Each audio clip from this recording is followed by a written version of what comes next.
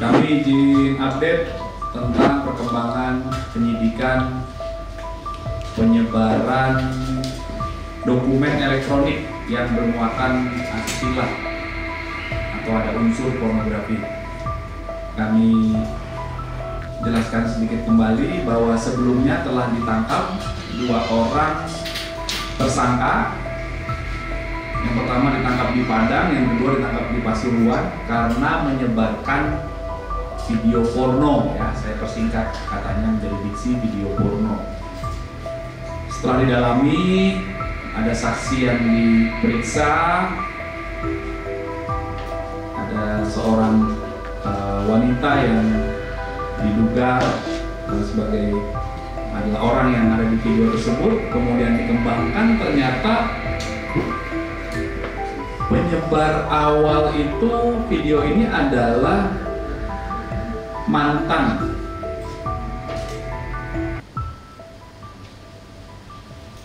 ya,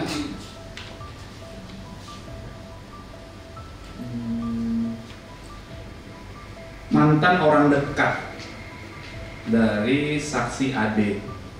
Jadi tersangka yang ketiga yang diamankan oleh penyidik Subdit Siber di Treskrimsus Polda Metro Jaya adalah saudara AP. Ini saudara AP. Saudara AP, rekan-rekan. Yang bersangkutan adalah sebelumnya pernah dekat dengan saudari AD yang telah merekam beberapa kali ya, foto dan video yang bermuatan konten pornografi, asusila, melanggar asusila tanpa diketahui dan juga tanpa izin dari saudari AD.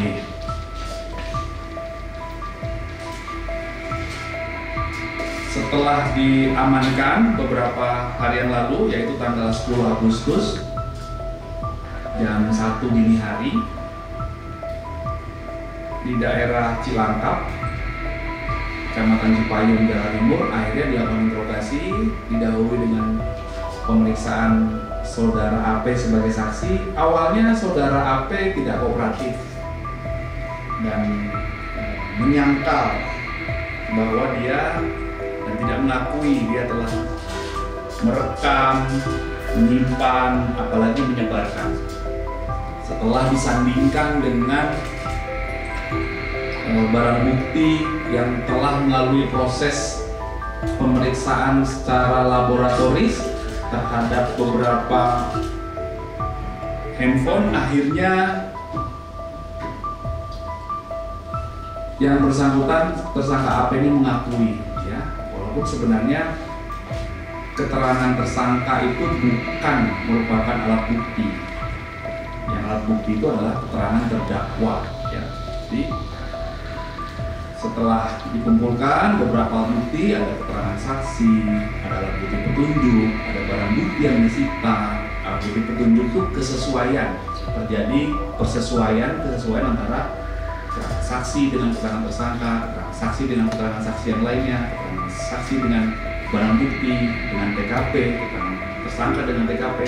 Itulah alat bukti petunjuk. Akhirnya setelah gelar perkara, penyidik menetapkan saudara AP menjadi tersangka karena saudara AP telah melakukan beberapa perbuatan, ya. Peran tersangka AP dalam peristiwa pidana ini adalah yang pertama memerankan, ya, jadi ada 2 orang dalam video itu memerankan dan merekam video yang melanggar atau bermuatan pelanggaran kesusilaan atau pornografi bersama saksi AD pada tanggal 19 Desember 2022. Kemudian tersangka AP juga menyebarkan video tersebut melalui media sosial Twitter atau X dengan akun STIF username @bb2638 yang saat ini sudah suspend ya. Kemudian apa motif tersangka AP ini? Karena tersangka AP sakit hati ya, setelah diputuskan oleh saksi AD, sehingga tersangka AP ini ingin mempermalukan saksi AD dengan menyebarkan video tersebut. Nah ini yang agar orang lain juga bisa berbagi fantasi dan sensasi berhubungan badan dengan saksi AD. Ini niatnya sangat tidak baik ya, dan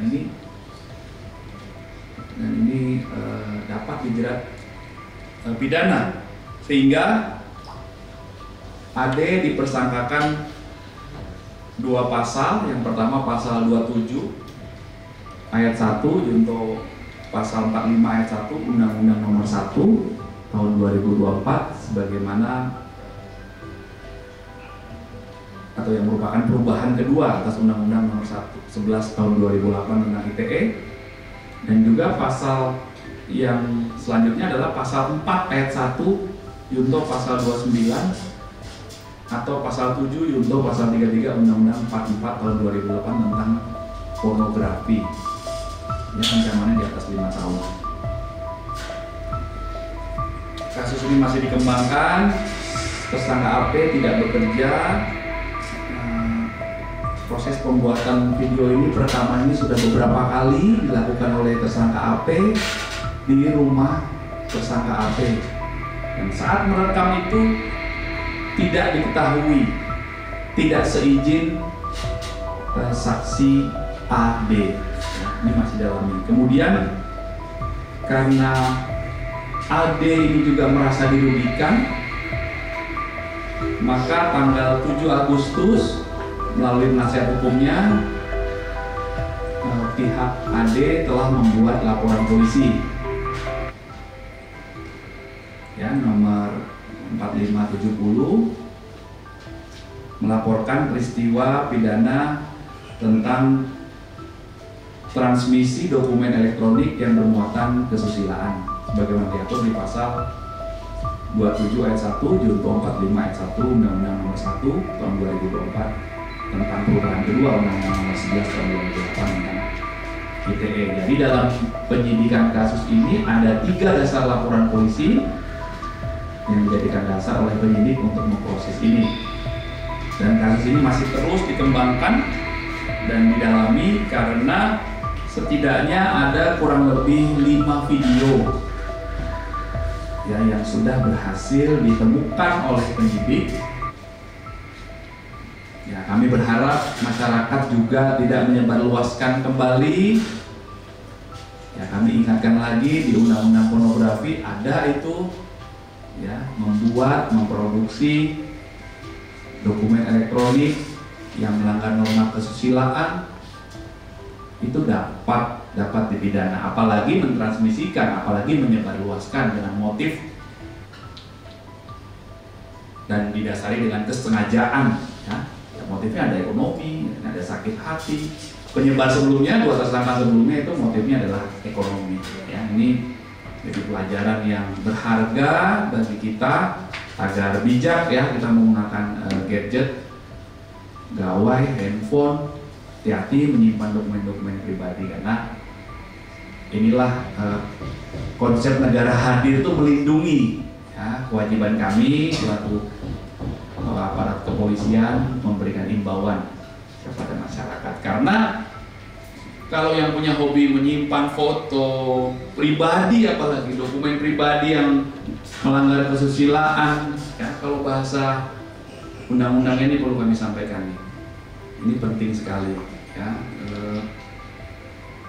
Di pasal 4 ayat 1 di Undang-Undang tentang pornografi itu bahwa setiap orang itu dilarang memproduksi, membuat, memperbanyak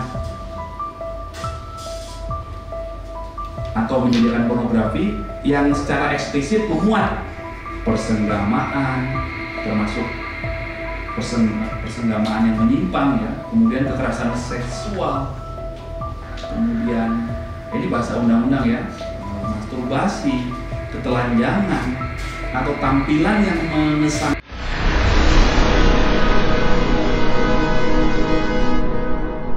Jadi jangan lupa untuk subscribe Cumi Cumi. Ditekan ya tombol lonceng merahnya.